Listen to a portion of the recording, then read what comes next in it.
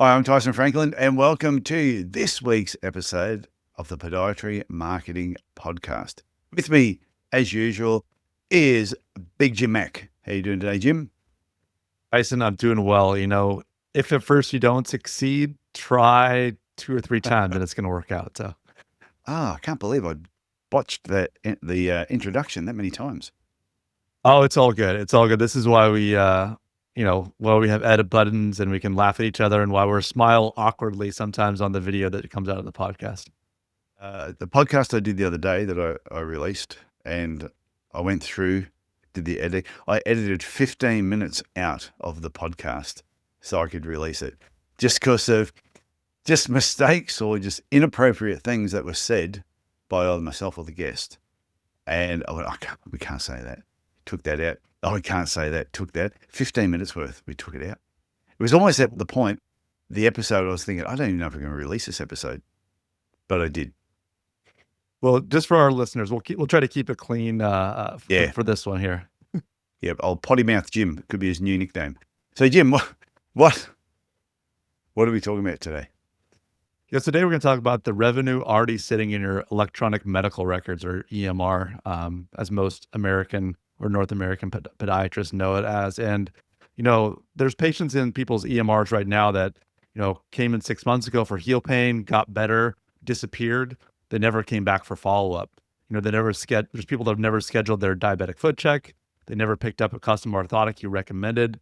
Your front desk has really no clear system about how to bring that back. So that's what we're going to get into today. We want to make sure that people fix this kind of consistent patient problem, and that, we're not leaking revenue that's there. So that's what we're going to focus on today. Okay, this is a good topic because I refer to it sometimes in my marketing talks as incomplete treatment, where someone will start something. And I think for every treatment journey, there's a start and there must be a finish. There has to be an ending that as the podiatrist, you would say, yes, that is an ending. So this is going to be a good topic. Absolutely. I think this is an area where most practices treat recall kind of like when we get to a task, right? It's someday in the future we'll get to it, and they never actually get to it. So, they're thinking that somebody's going to print out a list, somebody makes a few phone calls, in between check-ins of patients, half the numbers go to voicemail, the list kind of goes into a drawer. And meanwhile, there's a lot of newer softwares out there and AI that can kind of help automate this entire process inside the EMR. So the practices that are using this are quietly capturing, thousands in lost revenue every month. So I think this is a pretty valuable topic to bring up to today. What type of programs are you talking about? Yeah, so I recently came across a program called Bonsai, and it's something where basically it plugs into different EMRs, and what it can do is kind of show based on basically by diagnosis code and by different types of treatment patterns, like how much kind of money is sitting kind of on the table in kind of the recall opportunities. And it can basically set up systems with text messages and emails without the clinic having to do anything to bring those patients back to the clinic. Well, it sounds simple. Well, it sounds simple, but I think, it's only been possible because, there's so much data that's, really difficult for let alone marketers like myself. Sometimes it takes, someone or an AI agent to be able to kind of dig into all that data and process it in a way that can be, help clinics get those recalls back into the clinic. Okay, so what should everybody be doing first? Yeah, so I'll kind of break down, what the recall, kind of where, recall systems fail sometimes, how to calculate, what's going on and what it's costing you. And then like I talked about with Bonsai, there's some specific tools and workflows that really fix without adding a lot of work for the front desk. So, the first part is, the math of the missing patients, because, nobody's done it, nobody's doing it for you, right? So, most practices have probably between 200 to 500 overdue patients at any given time and have never quantified the lost revenue, right? So even a conservative 15% rebook rate can generate $6,000 to $10,000 a month from patients you've already acquired, right? A lot of people are thinking about, oh, we got to get new patients. Oh, we have to do that. But there's gold kind of in your EMR, and if there's ways you can tap into it in a cost-effective way, it's a no-brainer, right? There's zero acquisition costs for these visits. There's no new ads, no SEO, no new patient paperwork that has to be done. Your current patients reflect your systems, but you have a lot more value that could probably be brought out by getting in contact with those patients. That's the funny part, where someone can have a database there, like you said, 200 to 500 patients just sitting there that potentially they could reach out to. And they put like blinkers on, I need to get some more new patients. And they'll spend more time and more money trying to acquire those new patients instead of focusing in on the patients they've already got that should be coming back for something, for other treatment. Yeah, that's totally true. And I think the problem is that it can be a lot of work if you don't have the right systems in place, right? If you don't have either the right protocols to kind of do it kind of manually, or like I said, some of these softwares is making it easier today. But yeah, for some reason, people are chasing new patients when the opportunities are sitting right there in front of them. Okay, so what's next? So next, I would say is, why your current recall process, doesn't work, and, why it's not necessarily the staff's fault. Your front desk isn't lazy, probably. But, they're overwhelmed. They've got they're answering phone calls, they're checking patients in, they're verifying insurances, they're collecting copays, handling walk-ins sometimes, and somewhere in between all of that, you expect them to kind of pull up a recall list and start making outbound calls. And that just doesn't happen, right? And when it does happen, it's inconsistent. So maybe they call 5 or 10 patients on a slow Tuesday, and then they don't touch the list again for 3 or 4 weeks. That's not really a recall system. That's kind of hope. And hope is not a strategy for recovering this kind of lost revenue. Yeah, no, I've got to agree, because I think most front desk people, if you give them a good system to follow, they will follow it. But if you don't give them anything to follow, this is not somebody that's going to just jump into their head thinking, maybe I should be recalling a few patients that haven't been in for a while. So you have to put the system in front of them. And then even when you put the system in front of them, you've got to follow up to make sure the system is being followed. Because you can't just give them a task and think it's being done. You've got to check and make sure it's being done.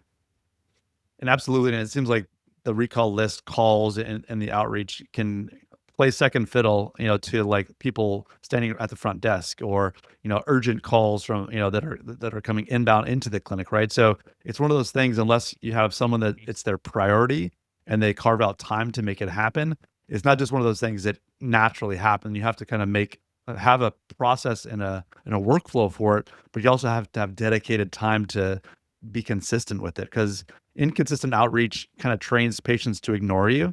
One call with no follow-up is this kind of a signal that you don't care. So it is one of those things where you have to, have a system, but also prioritize it. Yeah, well, a new coaching client that just started working with, and I'd spoken to them over a year ago, and they were only just starting the practice, and they said, should I start working with you now, or should I wait till I get busy? Yeah, busier. And I said, I might be biased. I think the earlier you work with somebody and get things set up, the less money you're going to leak as the year goes on. Anyway, they'll let it go for a year or so. Then they said they contacted me because all of a sudden they had a few patients reach out to them and say, I was just wondering when you were going to get me to come back in so I could organize another pair of orthotics. I've had these ones for over a year now, and I heard from a friend that they got another pair from their podiatrist, and it clicked to them then, my God, I don't have a recall system. I don't have a reactivation system. I don't have a system to pick up incomplete treatment. And this is exactly what Tyson told me was going to happen. So now they're working with me so we can get those things in place. That's awesome. I think, yeah, you kind of predicted the future, right? You've seen it enough times, that those kind of gaps potentially in treatment. And, like we talked about, the problem is not necessarily, it's not the staff, right? It's the lack of a system from the beginning. So, it's you don't have to blame the front desk for the workflow if it's never been designed to succeed. So it's a matter of the pre-planning and the preparation leading to success down the future, not just like, working with someone like yourself gives them that foresight that they don't have if they've not done it before. And the thing is, you get busy. Front desk gets busy. You get busy, especially as you're building your clinic. And if you're seeing patients constantly, and then you get to the end of the day and you're thinking, I've got to put in some recall systems, you won't do it. So you need to carve out time to make sure this happens. Absolutely. That's well put. So what's next? So next is, like I had mentioned, I came across some AI-powered recall tools that people can plug into their electronic medical records these days. This is where the game has kind of changed a bit. Tools like Bonsai plug directly into things like ModMed EMRs and use AI to identify these overdue patients, send personalized outreach automatically, follow up when they book or opt out. Your front desk doesn't have to generate a list at all. They don't have to carve time out of their schedule to do it. They don't make the calls. They don't send the texts. The system handles the entire workflow. And because you're pulling from your actual patient data, it's not just sending a generic message to check up with people, right? It knows that patients have plantar fasciitis. It knows that they've been back. They haven't been back in like 8 months, and it reaches out accordingly. So it's a HIPAA compliant solution to really connect with the patients to bring more revenue to the practice. And I think it's a pretty powerful thing because we've talked about in the past. I'm a big fan of like patient newsletters. The tricky thing with that is that unless you have a super expensive HIPAA compliant system, it can be you can't really put specific types of patient health information into those emails because that's kind of violating HIPAA. But the solution like Bonsai, it's a way of having awareness, being much more relevant though to what the needs are the patient or the reason they came into the clinic previously.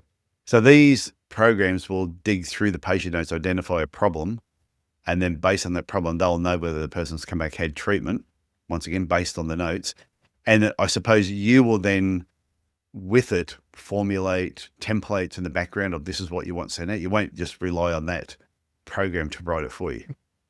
No, there's a little bit of a setup, but it's much more easy. I've kind of had a walkthrough of the software, and like I said, it integrates directly into Bonsai. Basically, integrates right now at least the one major EMR's ModMed, and it basically automates the full recall cycle, right? So you have maybe you're doing shockwave, you're doing like 4 to 6 shockwave treatments, and you're hoping that patient will come back every 2 weeks instead of having to worry about calling them or checking in with them to make sure they're aware of that. This system automatically does that. Or maybe it's a diabetic foot check, someone you want to come in annually. It's a great way of doing that because like I said, it identifies maybe diagnosis code or your notes. It reaches out, follows up, and it rebooks potentially that through AI because it's that personalized outreach with actual diagnosis and treatment history, not these kind of cookie cutter templates. So that can be pretty powerful.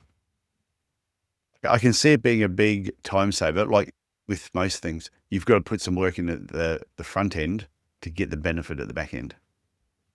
No, absolutely. And before you you look into these softwares, you need to make sure, you have discussions with the provider and understand whether or not it integrates with their EMR. That's always kind of like a tricky thing is that, there's probably 40 to 50 different EMRs that people use in podiatry. So, probably not every recall software is going to work with yours, but if you're in one of the major ones, it's a high likelihood they can do it. Also, you need to understand how much of the messaging you can control and how hard it is to set it up. And can you see like the overall volume? I think it's interesting. Some of the software I've seen, it'll actually show you a dollar amount based off the diagnosis code and kind of what's sitting in your EMR as far as the amount of revenue that is brought in, or, this number of patients hasn't been recalled that equals to this amount of potential revenue for the practice, which is, I think, a pretty motivated thing to see. And some of these software providers will kind of give you that look at that revenue number to try to obviously entice you into using their software. But I think it is a good way to, it's like you talked about, instead of just, sending out ads and hoping new patients show up, you actually know with recall what kind of revenue you could bring into the practice. So just to reiterate that, so you're saying that it can have a look at the patients that have not been back and work out what it's costing you by not having them back. But then even once all those letters or text messages go out, the patients that then book in, it will tell you how much it's generated, how much revenue it's generated based on the success rate. Yeah, absolutely. That's what it does. Like it's a real kind of like almost an ROI calculator, right? Of the software that they're selling you. So you see the proof, and it's not something where you have to kind of wonder about attribution or those kinds of things. Like obviously, people find you in different ways. So maybe if someone just happened to call, around the time of, utilizing the software, maybe there can be a little bit of attribution mix, but I think it is an automated tool that, like I said, number one, saves time for your staff. It gives more visibility to your clinic and the services you provide. So super powerful, but then drives additional revenue to the practice, which, people that already know, like, and trust you, you're going to have a much higher hit rate potentially than you are with, it's like, ads or as much as I like Google ads and search ads and things, this is a much more clear opportunity, I think, than even local advertising. Yeah, I just think if you can measure the return on the investment, then that's a win-win all around. Absolutely. Okay, what's next? So next I'd say is to, build the internal workflow around whatever software tool you get because tech alone won't save you. Here's where practices kind of mess this up. They buy the software, they turn it on, they assume that it's handled. But if a patient responds to an automated text and says, "Yes, I'd like to come back in," and nobody at your front desk follows up within 24 hours, you just kind of Yeah, wasted that outreach. So the tool gets them to kind of raise their hand, but it's your team and your systems that still have to close the loop. So sometimes you can get people to, I guess, automatically make an appointment if you have online scheduling, but someone's got to own that kind of recall dashboard. Someone checks in with the responses, someone books the appointments and confirms. The automation handles the heavy lifting, but you still need a human at the finish line to make sure that they're, making that appointment, and can kind of understand what their needs are. So there's kind of a good handoff there. yeah. I think having that human interaction as well, I think is a plus because I think if you just leave it up to everything being automated, I think sometimes that's where errors can occur. Having that person involved that can make sure they're being booked in for the right thing, make sure there hasn't been any errors, I think is a plus. Absolutely. I mean, whenever I'm, on hold for any kind of business these days, right? I'm kind of, kind of wondering to myself, I can definitely tell the automated systems that haven't started to use AI, which like I almost Yeah, prefer. I mean, and then obviously it's impossible these days in a lot of places to even talk to a human unless you've been on hold for 10 or 15 minutes, unless you maybe know the secret number. But as much as I do like talking to humans, some of these AI agents and the voice agents are surprisingly good, and you can get things done a lot faster than waiting to hear that the first 8 numbers, and that's not the option you want. You want an option number 9. I feel like that's always the way that it is when you're calling into some of these places. So I think it is important. But like you said, having a human in the loop is huge. It can kind of set a response standard that any patient that responds wants to hear a human. I think tracking the kind of full funnel, what's coming in through the software, patients contacted, responses received, appointments booked and appointments kept. That's a good way to kind of keep track about how well the system is working. And a lot of the systems will show you that. So if you're not measuring your rebook rate, you really don't know whether or not your recall system is working. So it's something important to do along the way. yeah. A little hack in case people want to try this. Yeah, when you have this system where it gives you like 6 options, I usually Yeah, just press the first one. Option 1, I just go one straight away. Usually that's the most important one. sure. And then it'll get answered by somebody, and then I tell them what my inquiry is, knowing I've been sent to the wrong place. And they'll go, "Oh, sorry, sir, you got the wrong thing." I go, "Well, that's unfortunate. I pressed number 6, and they put me through to you. Is there a problem with your system?" "Oh, sorry, apologise about that." And then they put me through to where I've got to go, and that speeds up the process. I found it Sometimes works most times. I'll sometimes hit 0, hoping it's the operator. That's like my sometimes if I'm getting really impatient, I'm gonna just hit 0. Yeah, I go for 1. To each their own. Okay, so where are we up to from here? Yeah. So the last part I would get into is that we talked a little bit about the types of care that you can recall, right? So one way is to turn recall visits into cash pay revenue, right? So here's the part that nobody thinks about. A recall visit isn't just the kind of like typical diabetic foot patient and those things. It's about what happens when the patient is back in your chair. The patient, who came in for heel pain a year ago, and they have that recall, maybe they're in the office and they're coming back for the heel pain, but they realize, oh, my son has an ingrown toenail. Oh, I didn't know this surgeon, did, foot and ankle surgery as well, along with doing orthotic. So they might initially be that kind of orthotic recall, but it's a way for them to learn more about the care you provide if they come back in for that orthotic recall. So it's not only, like I said, it's not only just diabetic foot care patients. It can be someone who needs shockwave therapy.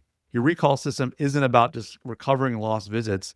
It's creating kind of a second chance to present the types of services you have, including cash pay services. So that patient, that didn't know you had that to offer. So every recall visit is really a new opportunity to educate your patients. And I think, yeah, depending on how you're doing your recalls, like you said, it's an opportunity to market another service that you have, which is why I always love newsletters as well. But Yeah, I think sit down and work out all the things that you could recall the patient for. Because even if someone had heel pain and you may have even resolved that problem, they may have followed the treatment, everything's been great. I still think it's one of those things where you still need to be in touch with the person and make sure, whether it's 6 months or 12 months later, are you still pain free? Because that, to me, that shows a level of care. But more than likely, if they've had one problem, they might have shin splints now that they've been putting off. So maybe that can be the prompt to actually get them back in. Oh, I think that's a great point, is that some of these automated systems actually allow you to provide better care long term, right? And show that you are interested in follow up, right? Sometimes clinics get busy, right? They see new patients, they see returning patients, and they don't have time to be as in close contact with their known patients. And systems like this give you that ability, right? So let's say, like each time a patient comes into practice for a certain type of treatment, it's $400 to $500, right? So if you're getting, 3 additional, treatments in each week, that could be somewhere between $5,000 to $6,000 a month in additional revenue for the practice. And that can mean the difference between, being at a level of staff that you have that to provide the excellent care that you want to. So you need to make sure that you're tracking those visits and understanding how they convert into additional services. And like you talked about, just showing that you care 3, 6 months, 12 months down the line, even for heel pain patients, is going to make that patient feel that, oh, the doctor does care about me and he wanted to know how I'm doing. So having those types of recall campaigns can be, not only a way to earn revenue, but also to show provide the type of care and kind of compassion for your patient population that maybe other clinics aren't doing. Yeah, and I think the other part too is I totally understand that clinics get busy. They're flat out with patients and they're wondering whether, do they even need this system? I'm already really busy. Is this just a waste of time? But I think if you're not seeing more of the patients that you want to see, then this is the type of thing you need to do, because you may be super busy with a lot of routine foot care, but in amongst that, you've had a lot of patients that have had a biomechanical problem that you have done some form of treatment. But because you've been so busy, you haven't been following it up. If you get these people constantly coming back, then that is what your schedule will get more filled with, the type of work that you want. So you got to just make sure you pay attention to it. I think it's a great point. You can pick and choose what types of patients you want to recall, right? Obviously, if you're seeing diabetics, and that's important. But like if there's certain things that you're not necessarily interested in recalling, you don't necessarily have to, and you can kind of pick and Yeah, choose. don't Maybe recall. not untotal recall, the Arnold Schwarzenegger movie there, but it's one of those things. Yeah, like you said, you can kind of niche down in the types of patients you're recalling. Okay, what's next? I'd say just kind of recapping today. This is maybe a little shorter than some of mine in the past, but we covered 5 pieces of the recall puzzle today. Number 1 is doing the actual math on how many patients are overdue, and what it's costing you. Understanding why manual recall always fails, and why it's not necessarily a systems problem or a people problem. It could just be that like it's not made a priority, which can be tricky. We also looked at AI-powered tools like Bonsai that automate the entire recall workflow inside an EMR, building kind of the internal process around the tool so responses don't fall through the cracks. And then we finished up with using, recall visits as a second chance to present services and kind of educate your patients about all the different types of care you provide, whether that be your regular care or cash pay. So this week, I would really recommend that people try to find a way and at least understand, based on your EMR, what's one way you can pull a report right now, even if it's manually. What is that process like? What is maybe for one diagnosis code, just seeing how many potential patients are there. You don't have to necessarily follow through with, calling them or have somebody call them, but just get a general sense of what's there and what the patient value per those kind of potential recall patients are, and kind of count those up and multiply that. Like I said, the average visit by that revenue to see, where you're at with things. I think it could be a really helpful thing. Instead of just kind of like, focusing on that new patient, the ads, like trying to think of like how much value not only can you provide to your clinic within revenue, but also benefit of the patient. So, if you're wanting to kind of build out a recall system that actually works, or you want to, see how your online presence stacks up, like Tyson can help you with some of those systems to get those in place as your business coach. Obviously, I have different vendors and people that I work with, and I know about that I'm happy to share information. Bonsai was my example today, but But just don't be afraid to kind of take that next step, because there could be a lot of value in recalling your patients, because they know, like, and trust you. And they deserve great care, and recalling them helps provide that. Yeah, and I've actually said when I've done some of my workshops, go back and look at the last 50 new, say, MSK biomechanical type patients you had come into your clinic. Go and read through every one of those files and see what happened with those patients. Was there a beginning of the treatment? Was there a closure? And you'll probably find there's a large percentage of them where they've fallen out of your system somewhere. And they're the ones that are now just sitting in limbo, where this type of using like bonsai could actually capture them. Or if not, just do it manually. Look at the things and go, okay, we need to get these patients back because their treatment is not complete. People get busy, right? Things pop up, they miss an appointment, then they feel bad that they missed the appointment. There's a lot of people out there like that are still hurting, but they just feel guilty for not, having made that appointment, or they forgot to cancel. So it's one of those opportunities where you have to kind of connect to patients that are in your niche that could use your care. So don't hesitate to, like you said, either find manual ways to identify those patients, or utilizing some of these newer AI-based recall systems that can be really, really helpful. Cool. Okay, Big Jim, this has been a good subject. Yeah, no, it's been great. Yeah, if anybody enjoyed today's topic, I really recommend that share this podcast with a friend. Let people know about the Podiatry Marketing Podcast, so they can implement some of these things that we talk about, and help your colleagues build a happy and successful practice by just sharing the knowledge and information that Tyson and I drop each week. Yeah, don't be selfish buggers. Don't just keep all this information to yourself. My wife was on a podcast the other day, listening to a podcast, and they said partway through the podcast, if you're enjoying this information, there must be somebody in your life right now that would benefit from this. Stop the podcast right now, put it on pause, and forward this podcast to someone someone you care about. And my wife sent it on to me. Brilliant episode. I actually thanked her for it. So I recommend everyone do the same thing. If you know a podiatrist that could benefit from this, well, we've almost finished. But as soon as you finish this, one, give us a rating and review, then forward it on to somebody. Absolutely. Okay, Big Jim, I look forward to talking to you next week. Sounds great, Tyson. Okay, see ya. Bye now.